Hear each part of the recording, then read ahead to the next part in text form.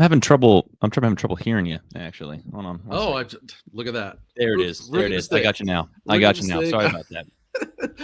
First minute of the stream, I am muted. But those are as you've heard, those are the final words that really either put the nail in the coffin of John Tortorella's tenure as head coach of the Flyers, or at least put the nail in the hand of Danny Briere and Keith Jones. My name is Kyle.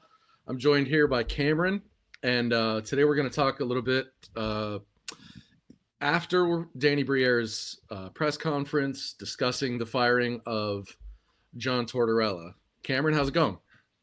It's good. It could be better. It could be better. Sure.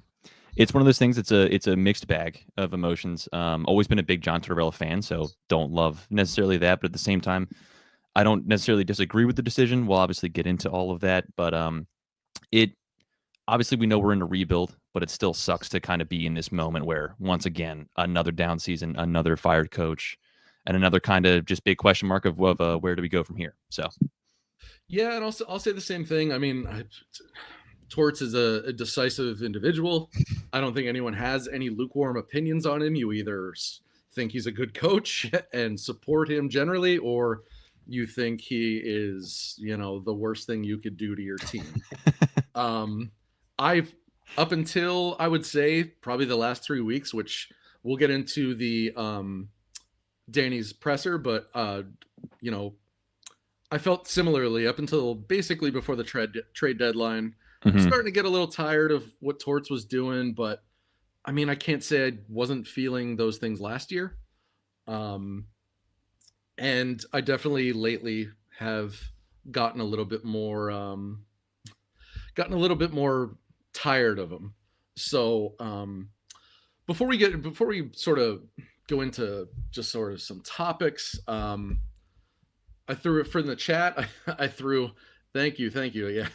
I see a couple of people saying I forgot to turn on my mic, but hey, good thing I noticed it late. I threw a little poll in the chat just to see what we would get as far as do you think this is a good idea or not? right. And for those of you that aren't subscribed, take a moment to just hit the little subscribe button down below. Appreciate it. It does a lot for us.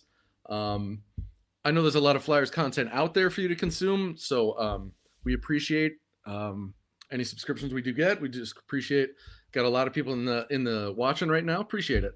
Something I want to say. So since Tuesday, the quote where Tortorella says, "I'm not interested in learning how to coach this team." Mm-hmm. It was immediately something to me that felt like, man, that's something you can't say really. But at the same time, it is a strange sort of thing to say. I'm not interested in learning how to coach a team like this.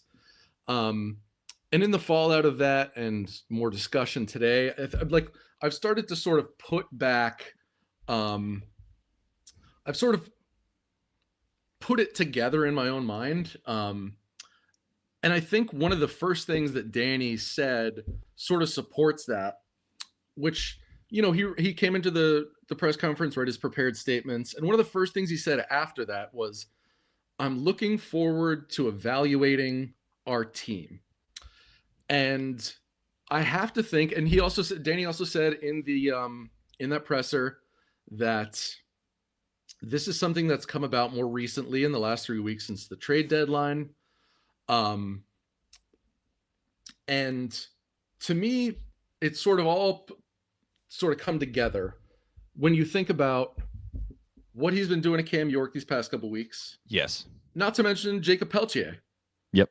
Now, I know Jacob Pelletier isn't like we traded for, Connor Bedard, and we're still trying to develop him, and he's this A1 prospect. Right. But Danny did say when we got Jacob Pelletier that he targeted him, and he wants to see what he could do. And so it sort of clicked for me that what John Tortorella has been doing lately is the same stuff John Tortorella would be doing if this team was in contention. And so to me, this is what he was saying by that comment. I put it together in my mind. It's him saying, and we've all been saying, John, this team is not competitive right now. We are not close to winning these games. Just bump Peltier up to the third line. We're not asking you to put him on the first line in the first power play. We're just asking you to give him a chance to evaluate him. Yeah. And I'm not behind the scenes, so I don't really know what Danny Briere was saying, but these things are sort of starting to line up in my mind. Yeah. Like we say a lot of times on the Fly Guys podcast, we're not reporters, right? So we don't have the inside information. But right. even out of Calgary for Pelletier, at least, he was just a very, very beloved guy in that locker room, and you just kept hearing reports about his work ethic and how much he wanted to play and how much he wanted to contribute to a winning team and stuff like that. So yeah, it's a little perplexing, and to go on with Cam York too, even before I heard the quote, the infamous quote, I don't know. I had those same exact thoughts. I thought to myself, there's 10 games left in the season. If I'm Cam York, there's 10 games left in the season. It's a dumpster fire, right? Yes. We going into the season, we needed centers. That was the idea, right? That was constantly talked about. Traded 2 of them away. Not upset by that necessarily because of the draft capital and where we're at. But at the same time, you can't really expect the team to really thrive, in my opinion, after that. And then you're kind of nitpicking these little individual things that these developmental players are doing and punishing them for it. And I just, at points, it just kind of doesn't really seem really productive. And again, I'm a big John Tortorella fan, but I just kept thinking to myself during the Toronto game, if I'm Cam York, I got to be thinking like, dude, just F off. Like look at this for what it is. And I'm one of your better defensemen that you put me on the ice for 21 minutes a night. Clearly I'm somewhat valuable. So taking me off the ice, is that really, for one mistake, is that really going to make a major difference in my game? I don't really know. And yet also you just kind of begs to differ. He's always been an old school coach. Does that translate to today's NHL? That was kind of a question even when he was hired here. Sure. And it's been on a lot of people's minds as well. Yep. So yeah, it's perplexing. John Tortorella's decision making at points, but yeah. And one of the things that was interesting to me, and I'll get off the whole sort of quote, because at this point he's fired. It's time to move on. Like, let's discuss the things that as Daniel Briere said, it doesn't really matter at this point. Right. But the thing that I came back to that I wanted to like I said at the beginning of this was, he says, I'm not interested in learning how to coach this team. That's a bad quote. Yeah. I think under a lesser organizational structure, that's a quote I could see Chuck Fletcher trying to walk back, and then Torts is back next year, and we have an a Vigneault situation all over again. Right. But it's more than that, because the other thing is Tortorella is saying, I am not interested in coaching a team that might not be in contention at this point in the season. And I think Danny is going to try to make moves this summer, but there is no guarantee that this team will be significantly better next year. Mm-hmm. So if you understand that reality as Keith Jones and Danny Briere, and you have a coach admitting that he doesn't want to coach a team that might not be in contention, you can't keep him. Yeah. It's just as plain and simple as that. Especially considering what this team is. And I just kind of feel like, you had Keith Jones, Danny Briere, and John Tortorella. They were kind of like the 3-headed dragon of this rebuild. And so to hear him kind of make those comments again, it's confusing, because it's like, well, it seemed like you kind of knew what you were signing up for with this entire thing. So for you to be like, I don't want to coach a team that's not in contention toward the end of the season. Well, it's like, well, we as fans knew that this team wasn't going to be in contention toward the end of most of these seasons for the next couple of years. So yeah, I don't necessarily know what to fully make of it, honestly. Sure. It's going to take a couple of days to really dive into the nitty gritty of everything and kind of figure things out. But so then let me ask you, as we sort of discuss this decision to move on, sort of big picture, like what does this say to you about Danny and Jonesy as leaders, decision makers, the people with the power? I mean, I like that they're recognizing that something needs to change and not just sticking with the status quo. which, as you just mentioned, with like again, if this was a lesser organization, Chuck Fletcher, that they possibly would have, So I'd like that. I do enjoy that, and that's something that I think has been consistent, right, since they have taken over. They've been pretty open and honest about what they want to do, what their plans are to do, Mhm. and a lot of the moves they've executed have reflected that. Yeah.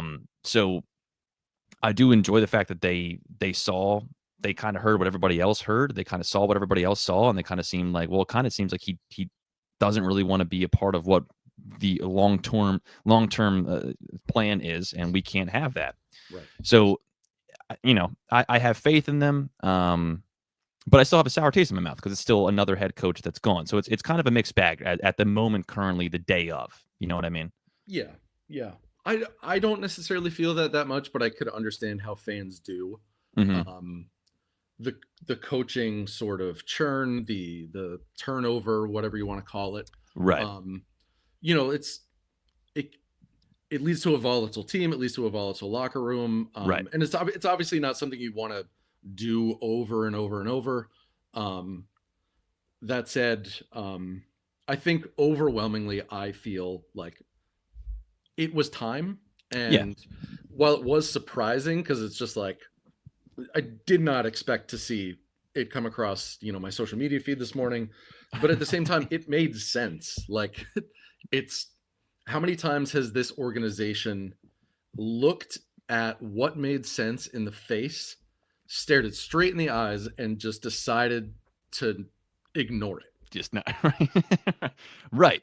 Right. And most of the bad taste in my mouth is more because of the recent just history of the Flyers, right? Right. It's not necessarily with this decision, because I do agree with you. Again, I felt the same way with Cam York, benching Mitchkov, those kind of things throughout the season, that it just kind of, and the lack of communication as well, which Right. came up even last year when he benched Sean Couturier at one Yeah. point, and he just didn't know why. And Right. to me, as when you look at a coach, manager, whatever it is, in any point of life, that's the key, is Right. communication. And Right. and yeah, that is deeply concerning. So if you're not going to be willing to communicate with your players as to why you're benching them when they're 24, 25 years old and just kind of getting to start in the league on a rebuild team, Mhm. um, I don't know what your actual plan is necessarily. Right. Right. Um, do you have anything else as far as like the general decision to move on? I mean, I think we'll get into a little bit more of like the fallout and sort of like what does this mean going forward and whatnot. But anything else on sort of the overarching, decision of the day? Not necessarily. Again, I don't. It's like a lot of recent Flyer moves over the past couple of years, where it's just one of those. Well, I don't necessarily think it's the wrong decision, but we have to wait and see. And Yeah. again, I with what this team is right now with the rebuilding, a lot of times you can stunt growth when you're overly critical, overly harsh, and especially with, again, younger players from today's age. You see that in the NFL as well. It's one of the reasons why I argue that Bill Belichick wasn't hired in the NFL this past season, because he's got that old school mentality and can't communicate with his players properly. Hmm. So again, I'm upset in terms of the history of the Flyers recently, because I'm a fan at the end of the day, but at the same time, and I'm also a fan of John Tortorella's, but at the same time, it, like you said earlier, it makes sense. It does make sense when you Yeah. look at everything for what it is. It makes sense. Yeah, for sure. And lot of chatter in the comment section. Appreciate it. Keep it up. Got a lot of people joining in, so it's exciting for us. Appreciate it. So moving on a little bit, I want to talk a bit about the presser that we just saw. Obviously we went live right after Danny's presser, and Hmm. I think there was a lot of it is stock, a lot of it is we'll see, Yeah. but there were some quotes that I was sort of taking notes as it was going. Hmm. Hmm. Um, as I mentioned already, I definitely noticed that one of the things that he said first after those prepared marks is that he's looking forward to evaluating the team. To me, that just reading between the lines a little bit, I was like, well, is that him saying now that I've cleared a path, the next Bradshaw will, be informed and probably is informed, like, hey, if a guy makes a mistake, could you please just play him his normal ice? Like, you want to sit him for a shift or two, go ahead, but like, Yeah. I want to see what Cam York does Right. at the end Right. of the year, or Right. whoever. But he also mentioned that this is something he was asked if this was something that he's been pondering for a long time, and he said, in the last 3 weeks, it's escalated pretty much. He identified the trade deadline as maybe like a line of demarcation as far as like when he started to think about this, or the whole organization structure started to think of this. Right. And then at the end, sort of tying in with that, I think it was Charlie that asked him, was this something that prior to those comments, like, were you considering, like, were you leaning towards maybe a coaching change in the summer? And he really said making a coaching change was basically a new decision or a new thought for him in these past couple days. I have a few other things that I wrote down while I was watching. Were you able to watch live? I was. I hopped in about maybe 3 minutes late or so. Gotcha. Was there anything that you remember like that stood out as far as quotes or just general, information he shared? I mean, it was kind of a lot to take in all at once, and again, like you said, it was a lot of just kind of just fodder at points here and there. I will say I'm glad that he brought up the fact that the players didn't say anything to him. I guess he's kind of maybe taking the John Tortorella role and being kind of the shield for them, which I'm glad for. But no, in general, I just nothing specific immediately, because it was all kind of happening at one time. Yeah. But I will say, the looking forward to the Value team, I kind of felt the same way. That he just kind of be like, let the kids play. Let's see what we actually have here, so we can kind of move forward. But yeah, it's hard. Yeah. And a lot to break down. Yeah, for sure. So the thing that he did say about the players, because someone obviously asked him, like, hey, were the players or the locker room consulted at all? And like you said, it could be a little bit of a shield for if someone did say, you got to get this guy the fuck out of here. Right. He said, like, listen, I didn't ask anybody, but we stay pretty closely in tune with the room. So we have, he didn't say this, but between the lines, he's saying we have the finger on the pulse of the locker room. We know who's happy. We know who's not happy with Torts. So something else that he mentioned a couple times, and this is definitely a significant thing for him to say, is, and I think you could interpret this a few ways, but he said he hopes this is the bottom for the organization. Yes. Yeah. And you could look at that in a few ways. Like, I'm sure you could read that as he hopes this is the bottom, because obviously firing a coach is a low point in any organization's, time. But I think you'd have to be blind to not look at it and say that's him also saying we don't want to, like, we want to try to improve from here on out. Yeah. And if you really start to pick that apart, you could say, well, if that's the case and they're going to try to go for it, maybe you should have kept Torts, because what he was saying is, I don't want to coach for a team that's not going for it.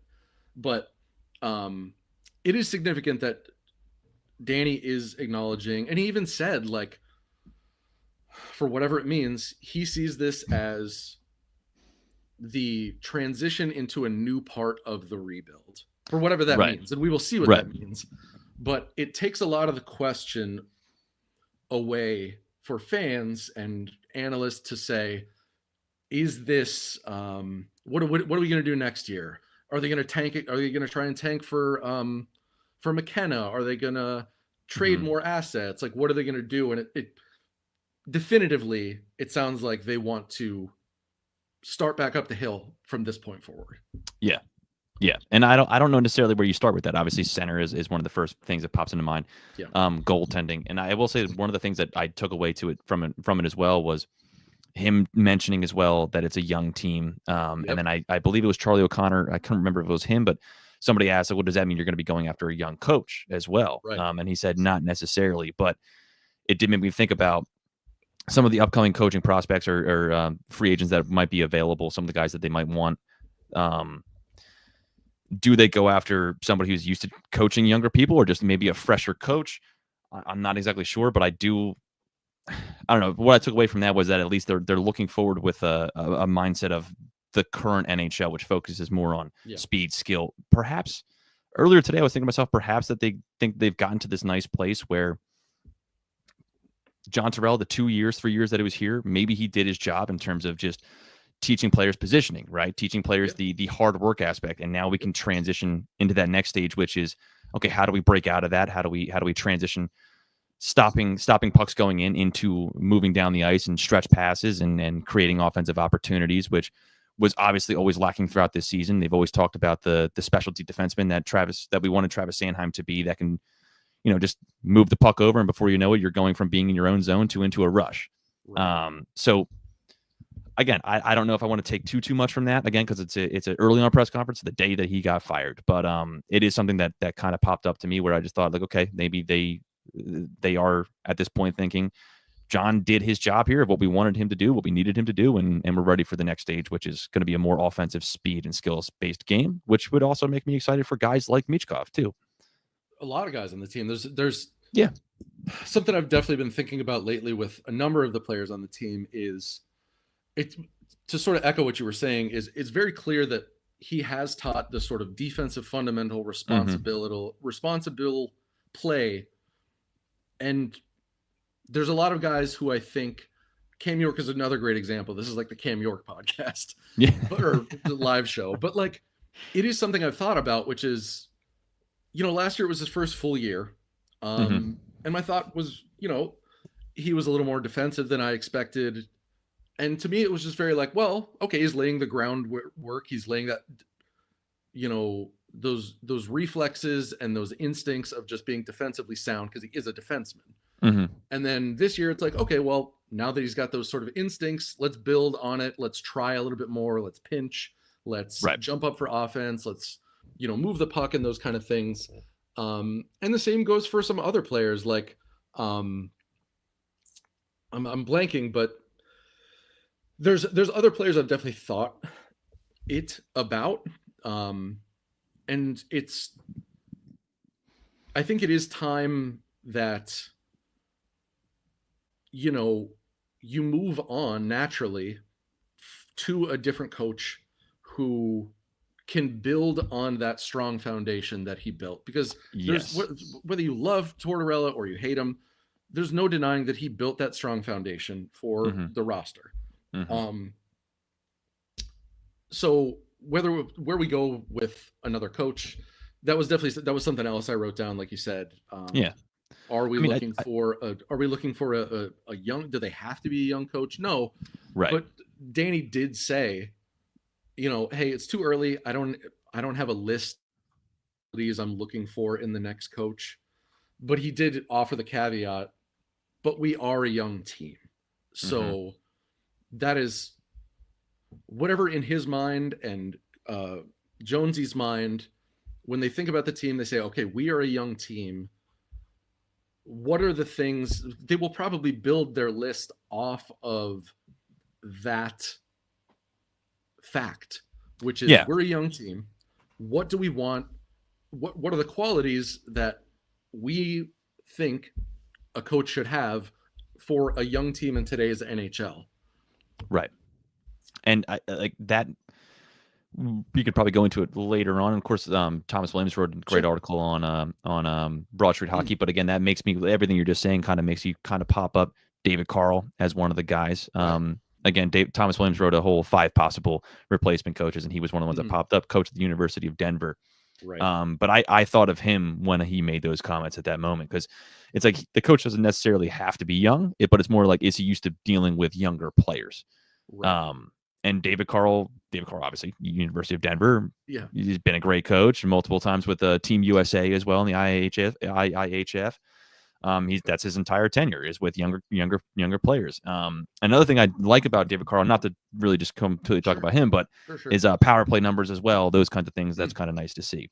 Yeah. But no, I thought the same exact thing. I thought the same exact thing when he mentioned that. Yeah. I just kind of think you can't not, Yeah. And that kind of wraps up like most of the notes I was taking on Danny. We sort of touched on all of them. And it kind of does just naturally lead into kind of the next conversation, the fallout, Hmm. um, and sort of who could we be looking at? And like you just mentioned, um, if I remember correctly, I know we just published maybe just hour or two ago on broadstreethockey.com. Um, just an early look at 5 candidates. I think Hmm. there's also a video that we just uploaded, sort of as a side component to that. So Yeah. check that out. Obviously, we're gonna have there's not a lot to talk about in terms of the on ice product for the next month or so, but so we will have a lot of time to pick and choose and go through all the different coaching options are available. I already Yeah. see, some people in the chat. Please no Sullivan or Talkett. I knew it was going um, to come up. And the Sullivan yeah, thing, I don't, especially him being a Torts guy, I can right. kind of, I'm like, yeah, he's kind of, not that I'm saying he'd been my personal last choice, Yeah, but more of those things of like, yeah, I kind of see he might be on the bottom of those options right. at this point. Right. And I mean, not to say Sullivan isn't an option now, but like he was a very like he made sense as a successor if Torts was going to be like in an advisory role kind of thing. And Right. not to, like I said, not to say that Sullivan isn't a Hmm. good coach or an option anymore because Torts is gone, but Right. um, yeah. So is there, we're 8 hours after the news, we're about 20 minutes after Danny finished his press conference. Who's your next choice for head coach? I mean, immediately the shiny guy is David Carl. Yeah. And again, because he's younger, coaching younger teams, that kind of stuff. Yeah. Although at the same time, I keep finding myself throughout the day thinking that I don't necessarily, depending on how these next nine games go, and it's a short sample size, but seeing how Bradshaw does, considering what he's done with the defense throughout this season, I don't hate the idea of since we're still in this rebuild and not necessarily going to win. I don't expect them to necessarily be a major contender next year. I don't mind the idea of just kind of possibly just running it with Bradshaw, depending on how these 9 games go. See where he is. See how the players respond to him. If they respond to him very, very well, that'd be great. And then possibly re-looking at the head coaching situation later on next season. But those would be my first two. Would be David Carr and Bradshaw, of course. Gotcha.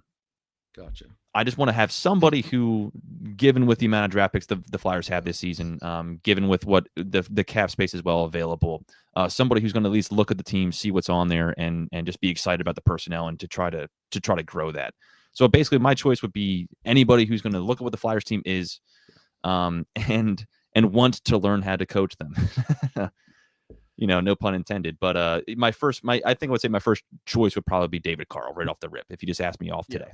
Yeah, I mean it makes sense, and for those, I'm sure it would make the Flyers' internal advisors feel safe with that because he's kind of, if you squint, he's kind of in the family with his brother Matt Carl having been a member of the I will say Flyers. when I did see those relations, I was like, I always like Matt Carl. I like Yeah, I that. had no Yeah, problem with Matt Carl. Like he yeah, wasn't anything special, but like he was a perfectly good stay-at-home defenseman for us. exactly. Couldn't put it better myself. Yeah. Yeah. Um, do you I'll ask you this because it's a little bit of the elephant in the room. Okay. Does this make you less concerned that they'll keep Rocky Thompson this summer? um.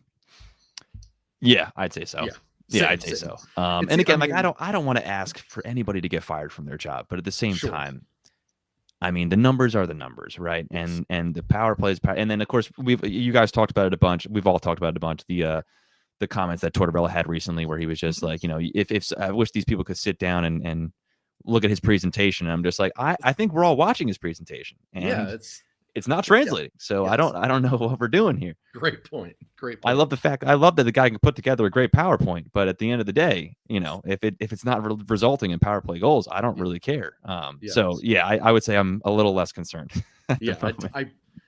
In fact, at this point, I would be shocked if he's still around next year. I can't imagine, but you never know. Yeah, I realized I didn't sort of give my stump speech for my choice, but the one thing I did want to say about like the decision to do this now, the one thing that I will say I'm in favor of, because a lot of people are like, hey, like, really, do you need to do this not with 9 games left? Like, couldn't you have just waited? Here's what I'll say is, if you look at the Flyers schedule, I think their last game is, I want to say March 19th or 17th. That is like 3 weeks away. Mm-hmm. So let me know when you see what the date actually is. But yeah, I got you. March April 17th. Yeah, you got it. 17th. Against the Sabres. Sorry, March. What am I talking about? Yeah, April I got 17th. Your exit interviews are going to be 2 days later. Mm-hmm. Then you're going to sit down in a boardroom and you're going to dissect all of them, take another 3 days to think about it, and then choose to fire them or keep them. And if you choose to fire them, like we've heard about it before there was any friction with Tortorella. Oh, we got Steve Jaco coming in. Steve, what's up, Steve? What I was just to wrap up what I was saying is, Danny has things like he needs to do this summer. We've been hearing, he might go big game hunting. He might, be looking for this. He's got 7 picks to make in the first 2 rounds. We might be trying to look for a center to trade. How's it going, Steve? Oh, folks, what a day it is. I'll tell you what, my first reaction this morning was, why would they do this on a day where I have to go into the office? Just like diabolical. That's why. They always do that. They did that to us all the time. They before the Sean Couturier contract, the Ristolainen contract, we uploaded a podcast the next minute it came out. They love doing that to you. This is what Friday mornings are for. Just wait a day. I could have been podcasting about this all day while pretending to do the day job, Come on. But yeah, just to wrap up what I was saying, like Danny has other stuff he needs to focus on over the summer. And if you could get a month jump on having those meetings to decide what you want from the next head coach, put some feelers out, talk to a couple people, like get a head start on it. I would not want Danny, if they ended up making this decision anyway at the end of the year, I would not, like, maybe it wouldn't have mattered, but like, why cram in something else you have to do when you have so many other things happening in what will probably be a pretty important summer to the Flyers, regardless of Tortorella being the coach or not. Well, and if it's a toxic environment at this point, right? Like if Torts is just making everybody in the building miserable, why deal with that for another couple weeks? Like why even put up with that? Just get them out now. Because I don't know, it just seems like things kind of, listening to Danny's presser, which in ideal fashion, on a SEPTA bus, on my AirPods with the phone in my pocket, perfect. But listening to his comments, it sounded like things really escalated after the trade deadline. Like Torts has had enough of the rebuild at that point, playing this just slop with an AHL lineup. And look, I get it for a degree, but Torts has to be understanding of the situation. That's one of the things we have to keep reminding ourselves as people who cover this team every year. Okay, it's the rebuild. It's going to be really bad at times. It's going to be really just some of the worst stuff you've ever seen. Yeah. And I think Torts had finally had enough. And look, he is too old for this stuff, right? So I get it. But if anybody's making your life miserable around the Wells Fargo Center, it's probably John Tortorella going like, yeah, I might have had a chance in that game if I had 3 NHL lines, but hey, here we are. Hey, I don't know why that's my Tortorella impression. It's a weird one. It's like it was Bruce good. Willis. I thought it was good. Yeah, where's the It's me, John Tortorella. What am I supposed to cook with? This is garbage ingredients. Hey guys, I just noticed I had Thomas message me on the back end. We got a super chat here, so I'm gonna put it up. Oh baby! Appreciate the Canadian Monopoly money from him, but the question is, or more the statement, they should hire Ted Nolan as the next head coach. People should watch his documentary. Would love to see him have a comeback story in Philly. I have heard people talk about Ted Nolan for the past several years. Truth be told, I'm probably showing my when I got into hockey kind of thing. I don't know a ton about Ted Nolan, but watching his documentary, I'll absolutely put that on my list. Like I think I had heard people talk that he had a documentary, but I'll definitely check it out. Do you guys have anything on Ted Nolan? I'll be honest, after you, please. I was going to say I don't know much either, because I remember him just being with the Buffalo Sabres, and the Buffalo Sabres not being great perpetually my entire time being a hockey fan. I will say it is interesting that he did coach in Adirondack for a little while when the Detroit Red Wings had their minor league team there. So that's kind of like a nice little cool, I guess, old school Phantoms kind of connection. But I haven't seen this documentary. But the fact that this person mentioned it, I want to check it out to kind of see what it is, give it a fair judgment. Because I love a comeback story. Everybody loves a comeback story. But at the same time, I don't necessarily, with the team being a project, I don't love the idea of having a coach being a project as well. But again, that's also me saying that without seeing this documentary. So I don't necessarily know if that holds any weight. But go ahead, Steve. I like the outside the box thinking, but Yes. My first reaction was, as an old head over here, I was like, is this the same Ted Nolan from the Buffalo Sabres from forever ago? That was 2014, 15. Yeah. I Googled to make sure I was thinking of the same guy, and quite a flow on Ted Nolan. He does have quite a flow, a very coachly flow. I think Ted Nolan is what's the proper Indigenous. term? Indigenous. Yeah. Him also give some context. Ted Nolan, super player first guy. His players loved him. He'd be great for the young guys in the room. Something I would definitely look up if I wasn't streaming right now. I don't want to be a bad host and just start randomly pulling stuff up. Was he ever at? Was he in Buffalo at the same time as Danny? So as a Buffalo, coach. No, because he was the Sabres 95 to 97, and then he was the Islanders 06 to 08. Then he was the Rochester Americans vice president of hockey operations from 09 to 2011. So can you tell I'm on the Wikipedia page? Because I am. But I was like, is this the same Ted Nolan? Like, I'm not opposed, but I don't know enough about Ted Nolan's current situation. I'll check the documentary out. I'm all about that. My initial reaction, though, is I want a fresh voice. I want a new voice. I know people are scared because the last time they did that, it ended up being Dave Hackstall.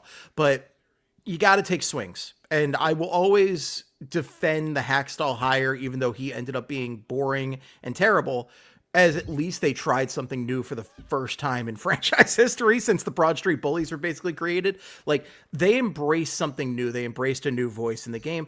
And I would love to see somebody new, or at least somebody like, guide these guys. Like Danny talked about getting like a teacher, right? I'm all about that.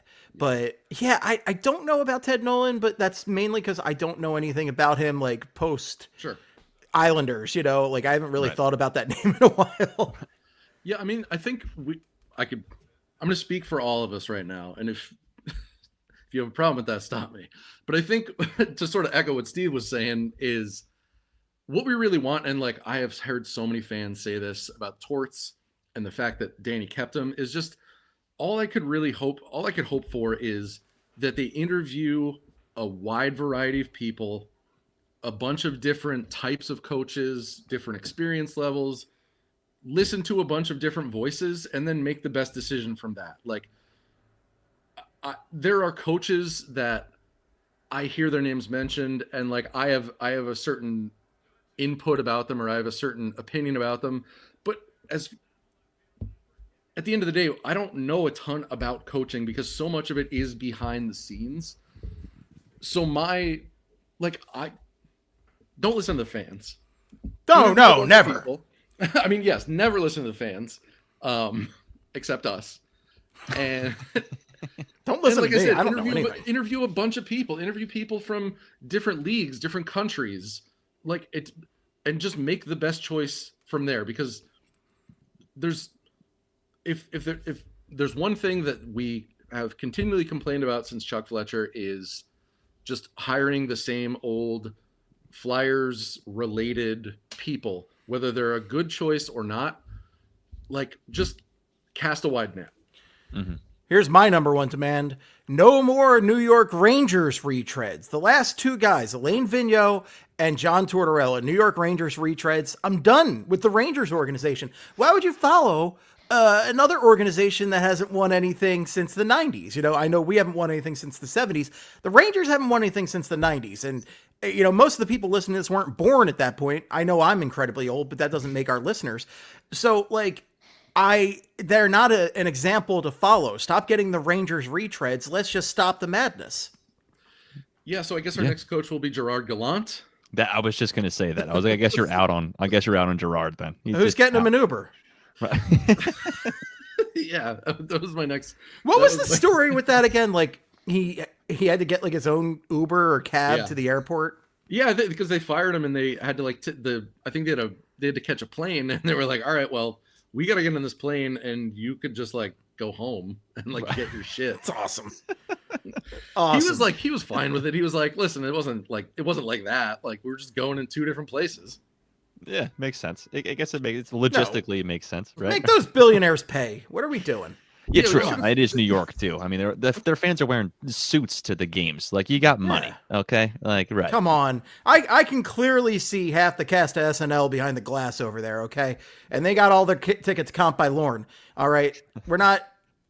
Don't go cheap on your coach's Uber over there. But yeah, I'm done with a lot of retreads in general. Like, I really do want a fresh voice. There are probably guys that, if you presented them to me in the right way, I might be accepting of. I think very much also, I just realized like somebody not floated as a Flyers potential, but Laviolette's now on the hot seat with the Rangers. God. And, it's obviously no, because been there, done that. But it is funny that, I'm talking retreads, and then Laviolette's like about to get canned also. Right. All right. So we got another super chat here. I got Hell yeah. From Ted E. Do we tank next season for top pick Gavin McKenna? Definitively no. If you want to, if we accidentally tank, cool. But even before we fired Torts, I was thinking like, man, I really I'm the end of the season's dragging, and I really don't want to do it again next year. Yeah. And I understand too the idea of tanking for a top pick, and then a top pick like Gavin McKenna is supposed to be great. And I'm all for that. If they get the first pick and they're the worst team in hockey, okay, I'm willing to swallow that pill. That's fine. At the same time, I'm also a pseudo Sixers fan, and we saw how that trust the process went, and I don't think I can ever trust any process ever again. So it's kind of, I don't love the precedent of being like, let's lose on purpose. I don't think any hockey player, any athlete would really love to join that organization, or any coach would want to join an organization that's saying, hey, welcome to the team. Now go out there and lose. But at the same time, if it works out that way, cool. But yeah, I agree. I'm not of the mindset of like, let's go out there and just not try on purpose so we can get a young, great stud, And it worries me as far as a lot of the young guys go being instilled into this like culture of losing right here. And I'm thinking specifically of our boy Matvei Mishkov, who I think for a competitor, and that's one of the things Danny brought up in the press conference, is what a competitor Matvei Mishkov is. And you can see it when you watch him out there on the ice. This guy hates losing. This guy hates when he doesn't score on a shift. He is a fierce competitor. Yeah. And number one, I think with his evolution, it's going to be hard to lose as much next year as this year. Because I think also, is there going to be a coach that restricts him more than John Tortorella? I don't think that guy exists. Yeah. But Rottenberg. Right. Please no. I want to unleash the Matvei next year. And I like Mike, and I want Mike to succeed. Yes. So I think there's a lot of factors. I don't want them losing for his sake. I don't want them losing for Travis Konechny's sake, because you've got Konechny in his prime right now, and I want him to succeed. And there are other young guys on the team that I want to get positive hockey experiences and to evolve. Forrester and Brink come to mind. But there is a point where you are just losers, right? And it already kind of feels like that as Flyers fan. I mean, I've been podcasting about this team for over a decade at this point, and it's probably a 500 record or worse during that time. Like, it's not, it hasn't been that fun. Yeah. And it's not to totally dismiss the question, Ted, we appreciate it, but no, I mean, I would love McKenna. Don't get me wrong. I would love McKenna, but it is a little bit of this, not to say the Flyers fans move the goalposts, but you say we get a top 3 pick this year. Oh, well, we should try and suck next year and get Gavin McKenna. And then halfway through the year, we'll start to get hype about the number 1 prospect for next draft. Well, we should tank that year. And it's like, well, look what happened to Edmonton in a 5 years period where they did get 3 number 1 overall picks and then screwed it up. So it's one of those things where at some point you have to take what you've accumulated and kind of just go from there. Yeah, and as I think Joseph here in the comments too, he also brought up the Buffalo Sabres. Like, you brought up Edmonton, I was thinking Edmonton. He brings up the Buffalo Sabres. It's the absolute truth. It's Yeah, you don't want necessarily those draft picks could be great. They could work out great, or they might not. Even with Edmonton getting Connor McDavid and Leon Draisaitl, Yeah. as great as those teams have been, still haven't won a Stanley Cup. And that's the ultimate goal here. So to rely on that is I think you're kind of climbing up the wrong tree there. Well, also think about Edmonton. For how many years did they have first round picks and completely fumbled the bag with them? 100%. Just over and over and over. Mm-hmm. Tanking alone is not going to get you to the promised land. And that's part of hockey, right? Like hockey, because of the development time it takes for most players, most top picks take years to be right. Not top picks, but like most hockey players, when you draft them, it takes years to really be like a hockey player. You can draft some in the NFL, like you can get Cooper DeJean and Quinyon Mitchell in the draft and they're immediate studs, right? But like hockey, it's very rare for that to happen. Hockey and baseball are alike in that regard.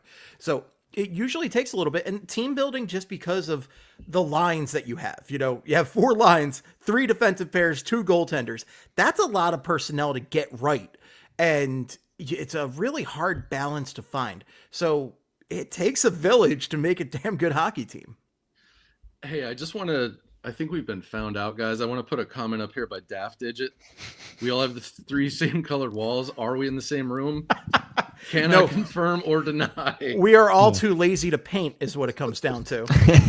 No, we all have well, I don't know where Cameron's at, but the Philly landlord special on the wall. I was born and raised, grew up around Philadelphia in the suburbs, but I live actually up in Massachusetts now. But it's just the typical, Northeast. You live in an apartment that you don't own, kind of. Guys, I own this place. This plain wall's my fault.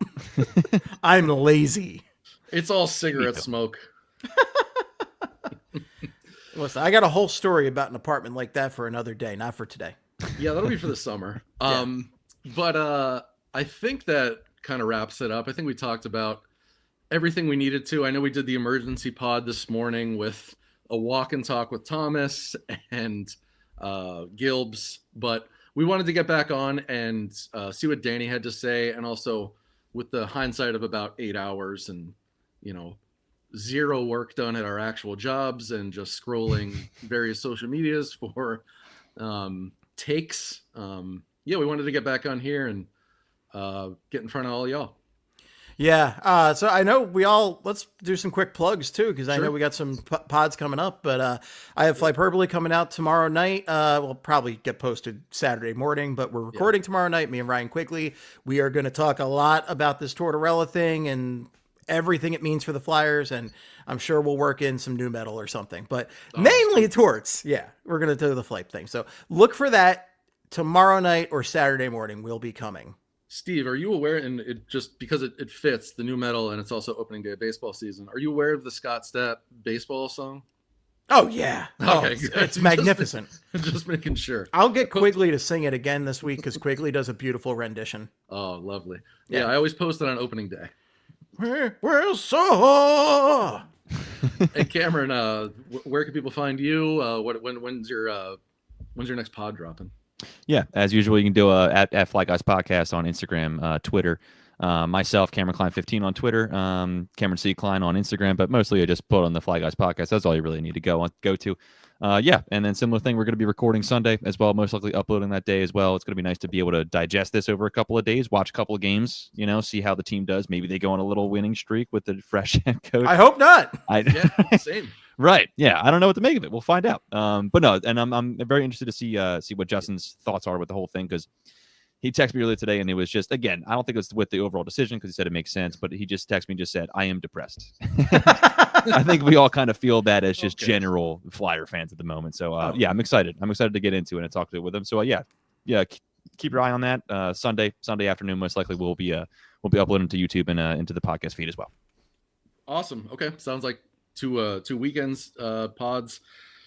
I'm like I said, my name's Kyle. I'm over at Chasing the Puck on Blue Sky, and you can find me here. My videos. I did have sort of a torts-ish video planned for like when the season ended, but I'm just gonna throw that right in the trash bin. And when that happens, I don't know. I'll probably have something out next week because I'm sure. 32 Thoughts comes out tomorrow morning, and there'll be more. We'll see how the team reacted. We'll hear some quotes.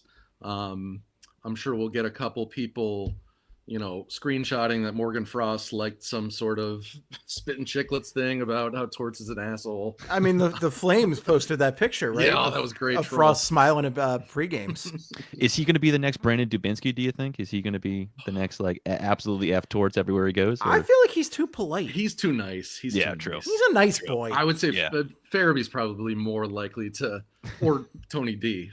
But yeah, maybe Beezer will drop that mixtape. Well, Tony D, I mean, Torts. I don't know. Tony D's never had an opinion that he doesn't put out there. So we would have heard it already. Yeah. Yeah. But for those of you still sticking around, appreciate it. Ted, Chasing the Puck is not on YouTube or Apple Podcast. I don't do a podcast. I just sort of do video stuff on here, mostly features and stuff.